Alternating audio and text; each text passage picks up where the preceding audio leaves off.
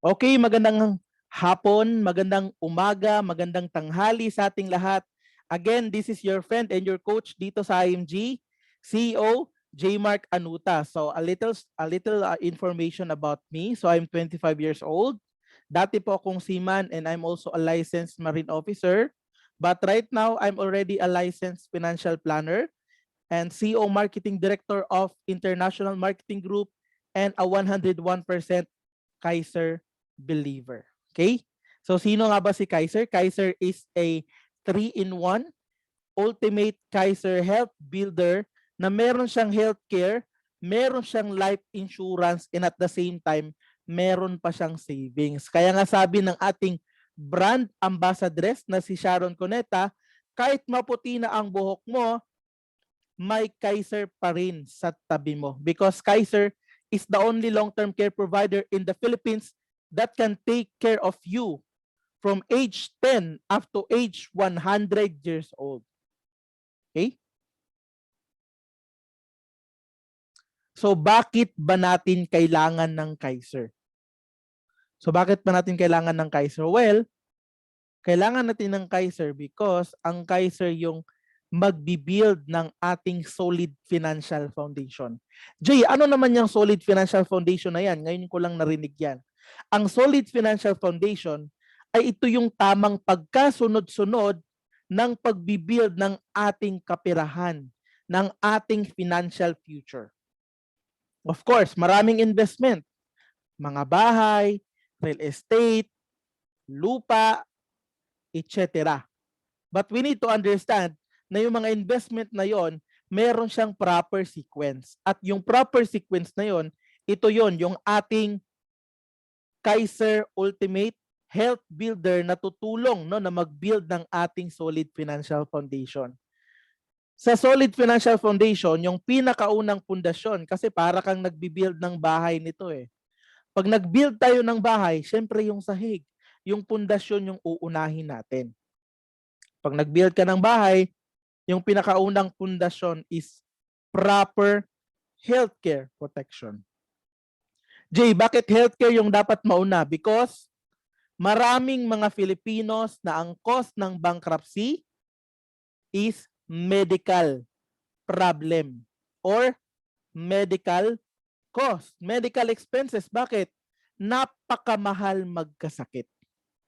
Maraming Filipino na nagsasabi, Jay, yung healthcare, gastos lang yan. No? You know what? Gastos din pong magkasakit. So dapat unahan na natin yung proper healthcare, yung magkakaroon ka ng healthcare para pong fire extinguisher yan. Wala pang sunog, but we anticipate na magkakasunog kaya merong fire extinguisher. Ganon din po yung healthcare. Wala pang sakit, but we anticipate na magkakasakit talaga tayo kaya we need to have healthcare protection. Okay? So that's very important na magkaroon tayo ng pangsarili natang healthcare. Just like last January of the year 2021, this year lang po, na-diagnose po ako with a severe dengue. 24 na lang po yung platelet ko. Muntika na po akong kunin ni Lord. Of course, I'm very happy kasi naka-recover ako. Pero muntik na akong malaglag sa upuan. Bakit? Yung bill, 3 days lang. 44,000 kaagad. But you know what? Magkano lang binayaran ko? From 44,000, naging 4,000 na lang. Bakit? Saan ano yung naiwan na 4,000? Ano yun? Personal ko na yun, no? Additional yun kay Doc. Okay? So from 44,000, naging 4,000 na lang. You know what? Pandemic right now, di ko alam kung saan nahanapin yung 44,000 na yun. But I'm very thankful because Kaiser is here. Nabayaran yung bill ko and of course, everybody is happy. Ako, I'm also happy. Okay? Naka-recover ako. I was given another chance, another life, no? To share the goodness of Kaiser sa inyo right now na nakikinig. Okay, so dapat meron kang proper healthcare, number 1. And number 2, life insurance protection. Simple lang po. If ever nakunin tayo ni Lord today, tomorrow yung family natin hindi magugutom. Mahal mo ba yung pamilya mo? Wala sigurong tao dito na hindi mahal yung family. If you love your family, this is the best way to protect your family. Malilit pa yung mga anak natin. Meron pa tayong mga pinapakain na family natin, sinusuportahan. Paano yung buhay nila kung wala na tayo? Tayo yung nagsusupply ng income. Tayo yung money machine. Kung wala na tayo, paano na lang yung family natin? That's why it's very important na magkaroon tayo ng personal life protection or life insurance. So if ever nakunin tayo ni Lord today, tomorrow our children will never go hungry. Pangatlo, no? Pangatlo, that's pangalawa, life insurance. Pangatlo, we need to manage our debt. Ito siya, pangatlo. And we need to reduce liability. Okay? When it comes to utang, experience ko po yan. Baon po ako sa utang last 2019 up to 2020, baon po ako sa utang.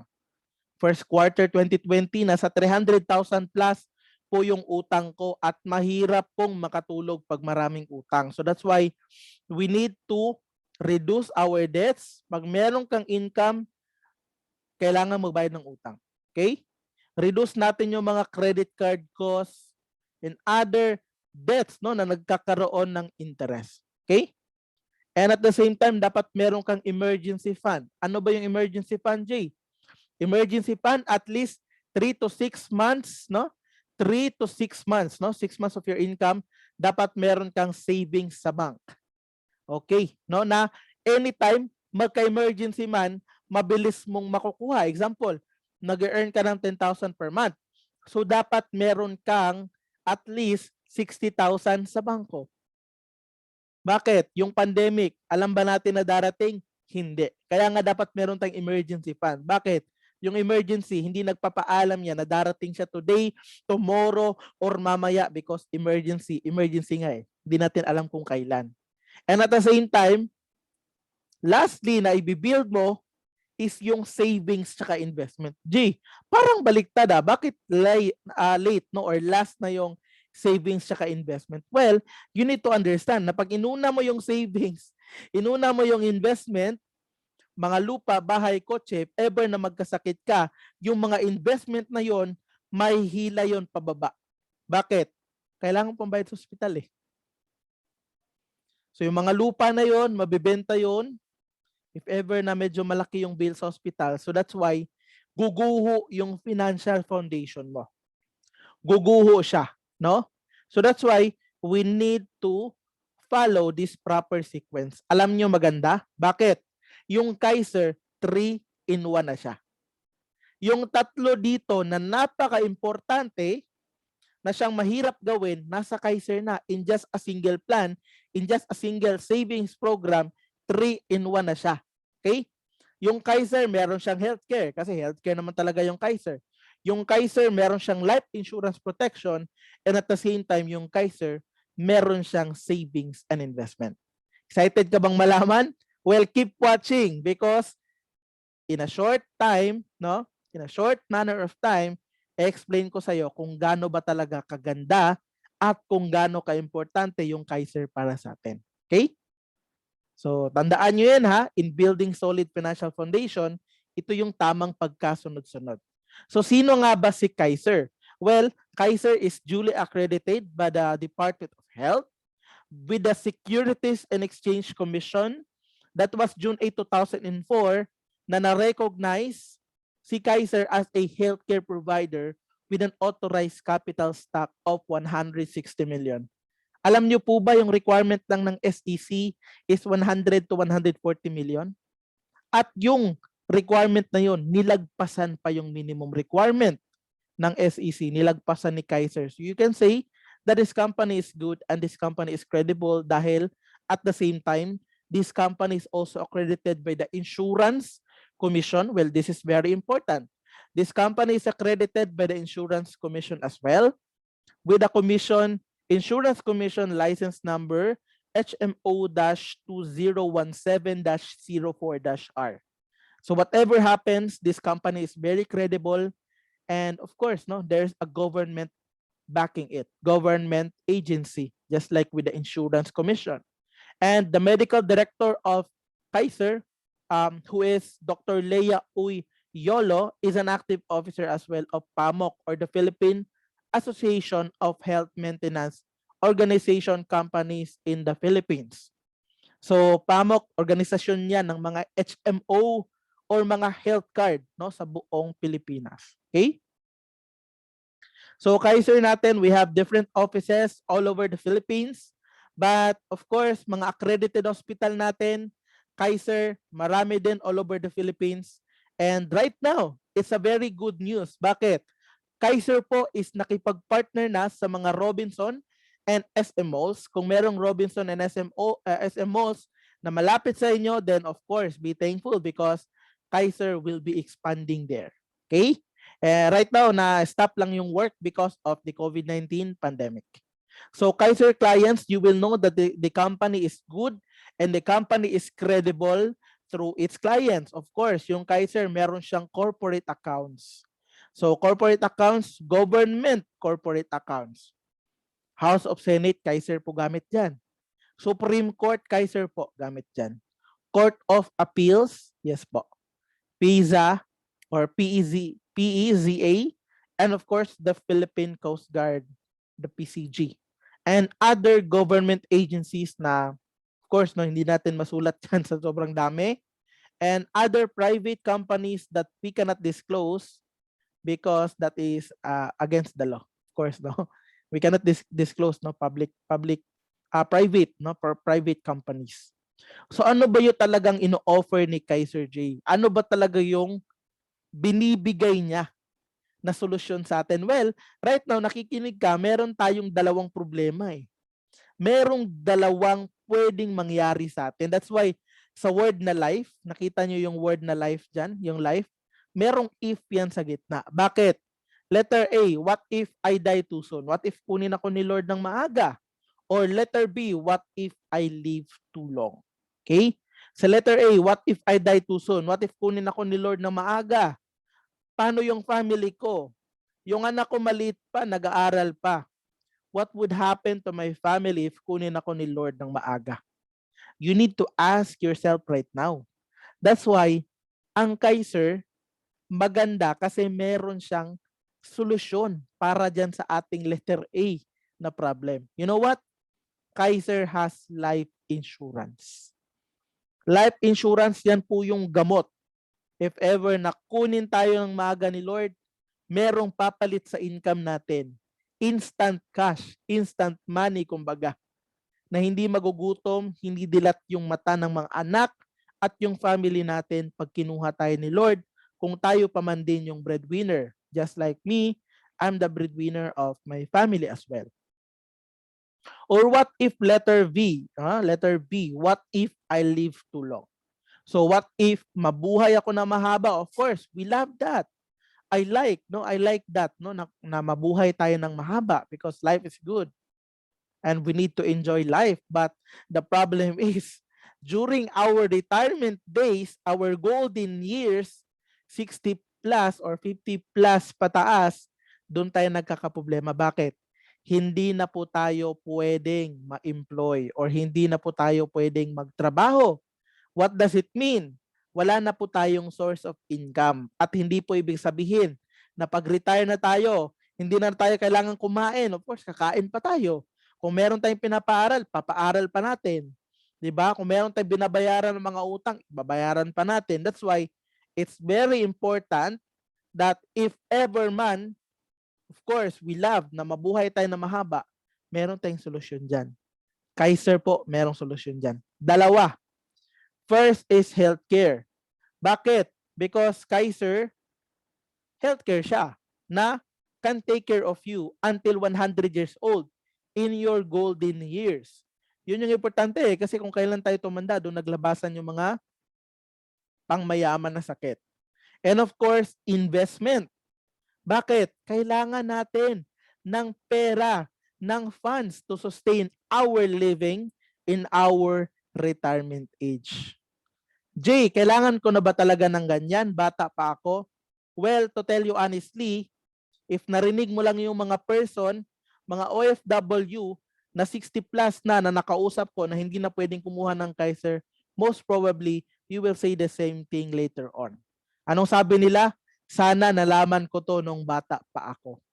Bakit? Bata ka pa right now, wala pong paatras na edad dito. Lahat po paabante. So sa ayot sa gusto mo, tomorrow, madadagdagan yung edad natin. Okay? That's why total solution, yan yung ino-offer ni Kaiser. So let's go with the product itself. Let's go with Kaiser. So sa Kaiser po, Ultimate Health Builder, ang Kaiser po natin is mabilis lang siyang intindihin, 7 plus 13. Anong ibig sabihin yan, Jay? Meron siyang dalawang section. Section 1 is the 7 years. Ito yung tinatawag natin na saving period. At section 2 naman is the extended period. Ito naman yung period kung saan yung funds natin ay tumutubo na. Kasi sinabi ko kanina, Kaiser is 3-in-1. Meron siyang healthcare, life insurance, at meron pa talagang savings. Let's tackle the saving period. Sa saving period, ito yung panahon, 7 years na ikaw ay mag-iipon dito sa Kaiser. Bakit ko sinabi mag-iipon? Panoorin mo mamaya, no? Sasabihin ko. Nag-iipon ka pa dito sa 7 years. Bakit? Kaiser po, 7 years to pay lang po itong Kaiser. After that one, wala ka nang babayaran.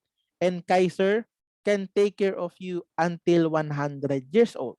So sa saving period po natin, naka-highlight po yung number 1 kasi sa unang taon pa lang na ikaw ay nag-ipon or nag-save dito sa Kaiser natin, active na kaagad yung Kaiser plan mo at meron ka na kaagad itong mga benefits na nandito sa baba. Example po, yung APE or Annual Physical Examination Benefits. May hospitalization na po. Sa plan po natin kay 100, sample 60K o 60,000 per year. For the first 7 years yung coverage natin. And of course, etc. Marami po ito i-discuss natin later on. Dito naman sa extended period, in the 8th year, of course, stop ka na ng payment dyan. In the 8th year, yung lahat ng naipon mo, yung iyong plan or yung savings mo ay dito na tumutubo or nagkakaroon na ng compounding of interest. Ano yung compounding, Jay? Yun ay isang investment na kung saan yung interest ng pera mo ay nagkaka-interest din.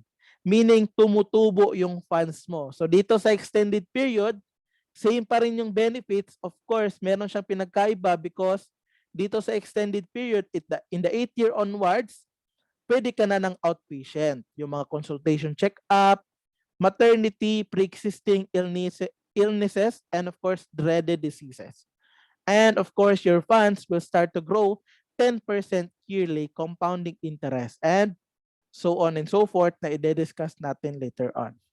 So dito sa extended period naman, dito na nagmamature, nahihinog yung ating plan sa Kaiser. Kumbaga nagtanim ka ng mangga, namunga yung mangga at of course nahinog na, pwede mo na siyang pitasin. Kumbaga harvest time na ito. So dito sa Kaiser natin, Ultimate Kaiser Health Builder, sa plan K100, so K100 is a name of a Kaiser plan. Ito yung pinaka base na plan, K100. Okay? So dito sa K100, ganito po yung nangyayari sa funds natin. So in the 8th year onwards, meron kang 10% yearly health benefits. So that's 10,000, 10,000, 10,000, no? Depende po sa plan yan. Yung mga benefits na yan, nag-accumulate po yung mga benefits na yan. Kung makikita nyo, 10,000, 21,000, 33,100, etc. hanggang umabot ng 269,750 in the 20th year. At dito naman, meron ka pa mga yearly health bonus na nag-accumulate lang din po. Okay? So 32,981, 48,072, hanggang aabot siya ng 446,419. At meron ka pang long-term care benefit upon maturity na equivalent naman sa plan or name ng plan mo. So K100 is in short for K100,000. Okay? And at the same time, meron ka pang long-term care bonus if hindi mo naman nagagamit yung Kaiser mo in the first 7 years habang ikaw ay nagsisave pa lang, then meron ka pong bonus na 350,000. Yung total po na maturity value mo is 1.1 million. Jay, malaking pera yung 1.1 million. Ano ba yung mga option ko dyan? Yung mga option mo dito sa 1.1 million, pwede ka dito 3 option. As of now, we have 5 options. Sabi ko lang sa inyo yung 3, yung pinaka-basic. So number 1, you can withdraw the entire maturity value. Pwede mong i-withdraw tong 1.1 million mo. Okay? Number 1. But it will terminate your plan. Or number 2, you can withdraw only a portion of the maturity value. Kumurot ka lang konti. And of course, no, meron pa naiwan doon. Covered ka pa rin ng Kaiser. Or number 3, you can retain the maturity value with Kaiser and let it continuously grow 10% yearly. Kung iiwan mo lang sa Kaiser yan, yung funds mo kasi during the time na mature yung plan mo, bata ka pa naman, di mo pa kailangan, then of course, lalaki pa rin yan with Kaiser. Bakit? Ano mangyayari? Yung ano natin, example, age 22 siya nag-start, so natapos yung, nag-mature yung plan niya is age 42. So, hindi niya namamalayan, sabi niya age 42, di ko pa naman kailangan mag-withdraw, active ako sa work, may kita pa. At age 60, yung funds niya na 1.1 million, naging 6.4 million na siya because of compounding of interest. And after 5 years at age 65, yung funds niya is 10.4 million pesos. Ngayon, you will retire with 10.4 million pesos. Is it good? Is it enough? For me, that's way too much. Napakalaki ng 10 million pesos and makakatulong talaga yan sa akin and of course for my family during my retirement period. Okay? So dito na tayo sa mga long-term care health benefits. We have no down payment policy. Pag may Kaiser ka, wala ka pong down payment. Pakita mo lang yung card mo or just say that you have Kaiser. Annual physical examination benefits, yung ating APE, yung basic 5, X-ray, ECG, laboratories, and etc. Libre po yan after 1 year full payment of your Kaiser. Every year, libre po yan. Dental benefits, so once a year, meron tayong libreng cleaning, and of course, unlimited dental check-up, unlimited simple tooth extraction, and dental education. Okay? And free eye examination from Vision Care, and of course, 2 pairs of eyeglass frames. Okay? Basic medical benefits, unlimited free consultation with in-house doctors, and etc. in the extended period. Hospital room benefit. So, nung last January na hospital ako, yung binigay sa akin is President's Room, no? Executive. Wow, no? So, of course, meron tayong healthcare. Then, medical assistance benefit. The amount of medical assistance limit goes with your Kaiser plan. Example for me, K45 to K60, that's 50,000. Sa K75 to K100, this is name of plan, is 60,000 annual limit consumable for the first 7 years. After 1 year full of payment, pwede na magamit sa hospital yung ating Kaiser. But of course, we pray na wag tayo magkasakit. Okay? But just in case magkasakit, meron tayong Kaiser.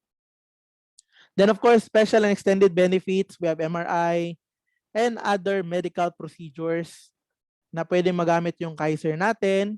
And of course, when it comes to the life insurance benefits, life insurance coverage, example for K100, natural death is 450,000. Pag-accidental naman po is 900,000. So times 2 po siya. So times 2 because this is called pag-accidental double indemnity. Okay? So if ever nakunin ni Lord yung Kaiser plan holder, yung plan, including the life insurance, will be given to the family, of course. Dismemberment insurance or loss of body parts, loss of life 100%, loss of one hand and sight and one eye, 100% and etc. So maganda tong sa Kaiser kasi meron siyang dismemberment. Waiver of installment due to death, if a Kaiser member kunin ni Lord during the 7-year saving period, ang primary beneficiary po ang mag-a-accept ng plan.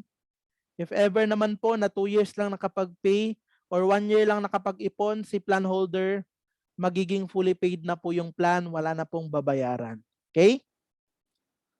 Waiver of installment due to permanent disability. If ever naman na ma-disable, hindi na makapagtrabaho after 6 months, permanently disabled, medically declared, no, na disabled, then of course, kahit 1 year pa lang po nakapag-save yan, fully paid po yung plan natin. At you just need to wait for maturity para makapag-withdraw sa Kaiser ninyo. Family Assistance Service Card, if ever naman sa immediate family natin, sa family nyo, ikaw lang may Kaiser. If ever na-side yung cash, we can use our Kaiser. Pahiram lang muna natin para magamit sa hospital at ma-admit yung patient, especially pag critical. And at the same time, no, upon discharge, isettle lang po. No? Palitan po natin yung nagamit na pera because para mabalik po yung plan sa atin. Okay? So, in short, Kaiser, 7 years to save. Mode of payment po natin, monthly, quarterly, semi-annual, and annual. Pag monthly, pag quarterly po, one half month, no, half month of a premium discount. Pag semi-annual, 1 month discount. Pag annual po, 2 months po discount, 10 months lang po yung babayaran. Pwede rin po kayo mag-spot cash. You pay 7 years, fully paid, 25% discount, almost 21 months. And mas malaki po yung maturity value by 12.5%. 13 years po to wait for maturity, tax-free the total accumulated amount of your investment. 30 days po yung grace period or leeway, transferable at accredited po talaga siya ng PhilHealth and Insurance Commission. Okay? So if you're familiar with these people, I'm not here to disgrace or to put them down, but of course, you need to understand na maganda yung career nila before. You know these people, malakas sila kumita, but then they forgot. Somehow, they overlook preparing for your future, especially with long-term care. So that's why masasabi mo talaga sa sarili mo that a year from now, you will wish you had started today. So of course, when you become part of Kaiser, you become a plan holder, you will have your own OPMS or the online policy management system na kung saan pwede mong ma-view yung Kaiser plan mo. So just like this, example by Sir Dave Vallejos, yung kanyang sariling Kaiser plan. Okay? Yung Kaiser po natin, ito po yung mga plans na available. So Kaiser po natin, 7 years. 7 years lang po yung sa Kaiser natin. And you can see the plans right now. Pwede mong screenshot to.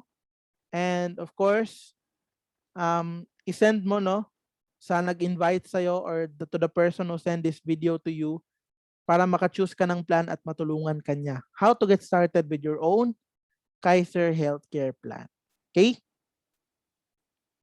Maraming salamat po and of course, thank you so much for watching and God bless.